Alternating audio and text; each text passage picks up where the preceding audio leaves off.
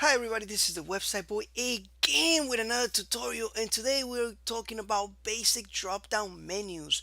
And we're going to be building a basic drop down menu, and on the next tutorial I'm going to be showing you how to make that menu a lot more advanced. Remember, we're doing things with PHP, so keep that in mind.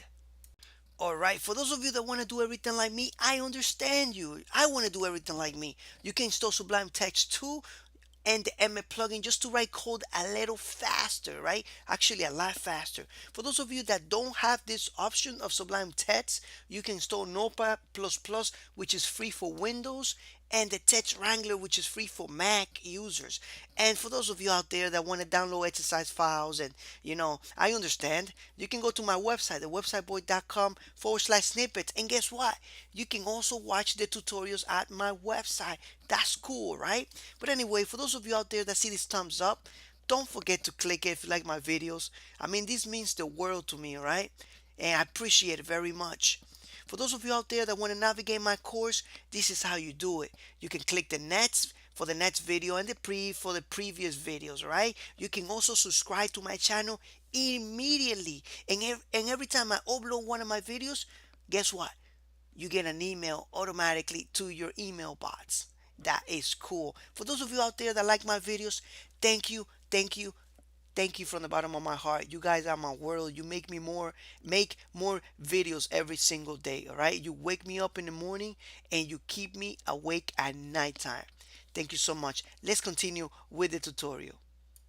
All right, so in the last video we created a navigation. This video we're going to create a drop down on that navigation. So let's go ahead and open our document root, and inside the includes folder we have a header file that we're working on. Open our code editor. We're gonna drag that header, that PHP in there, and we're gonna open our browser, and we're gonna open that document in our browser. So we should go to localhost and see that document. Okay, we're gonna see our index page there. When we go to localhost, you should know that by now. If you don't, you gotta look at the last tutorials. But anyways, so what we want to do is include a drop down in another actually page. So we're gonna be including another page because I want to add a list of speakers that I like in the web page. So let's add another link here called speakers. All right, and I want to make this a drop down. All right, so I'm gonna actually bring this down here. Let's add a class here at first of drop down. All right, because we're gonna make this a drop down. Let's put this link below and break this down like this, so that way we can put our drop down in right in here. So we're gonna make another UL, another list here, and we're gonna actually have a class on it. Let's put a class of drop down menu. Actually, menu. There we go. All right. Let's put a couple list items. Right. First list item. Let's just first list item. And I was gonna make it. I'm gonna give you a list of list items that I got there, but for now we're just gonna make one, and it's gonna have a link in there. So let's do that. All right, so I'm gonna show you some accessibility attributes that Bootstrap uses for assisted devices, and we're gonna be doing that later. So but anyways, now that you have this here, I'm gonna actually call this speakers, right? So we have that there, and this is gonna go to a page called speakers.php. All right, we're gonna make that page later on in the tutorial. And all right, so now we have this. Let's actually add some data attributes, some attributes here that we're gonna be using to actually make this drop down, right? So we're gonna add a class first, because we need to add a class of drop down menu. All right, actually the class that we're going to be is drop down toggle actually. All right, sorry about that guys, I'm still sleepy. It's really early, as you can see the time here, 3:57 a.m. so I have to wake up early to make these tutorials.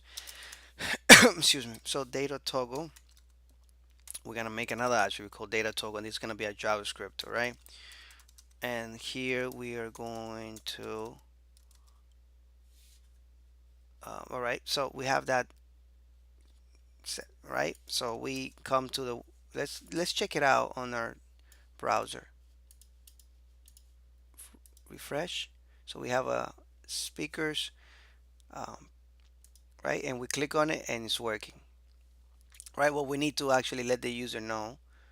If you look at it, let me just show you.